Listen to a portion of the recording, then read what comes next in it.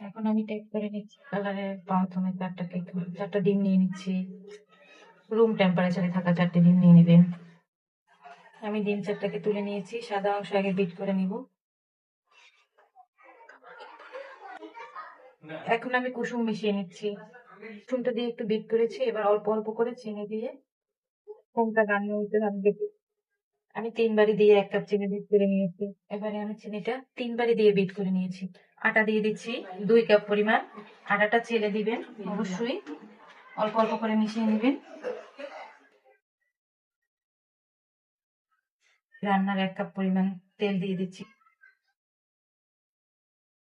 আমি সামান্য 4 চামচের 1 চামচ, 4 চামচের হাফ চামচ লবণ দিয়ে দিচ্ছি।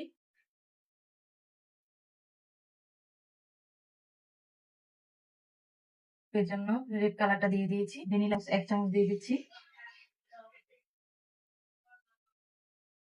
এরপর আমি হ্যান্ড মিক্সার থেকে সুন্দর করে মিশিয়ে নিচ্ছি। ভিতরে কোনো বল আছে কিনা এজন্য আমি আবার হাতল থেকে সুন্দর করে আমি ঘুরে ঘুরে দেখে নেব ভিতরে কোনো বাবুল আছে কিনা। আমি তেলটা ব্রাশ করে নিচ্ছি। আমি কেকটা ঢেলে দিচ্ছি। এর মধ্যে বাবুল আছে কিনা এখন আমি কাঠি দিয়ে চেক করে দেখছি। এখন আমি ট্যাপ করে নেব। আগে থেকে আমি চুলার পাতিল গরম করে নিয়েছিলাম, অবশ্যই গরম করে নেবেন এভাবে।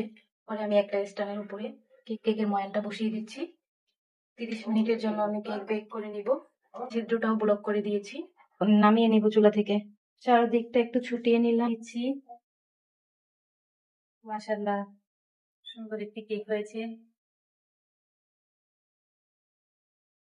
আমি কেকটাকে পিস করে নিচ্ছি। আসলে আমার কালারটা কম হয়েছে, এজন্য রেড কালার কেক হয়নি, বুঝতে পারিনি। আমি শিরাটা সুন্দর করে ছিটিয়ে নিচ্ছি।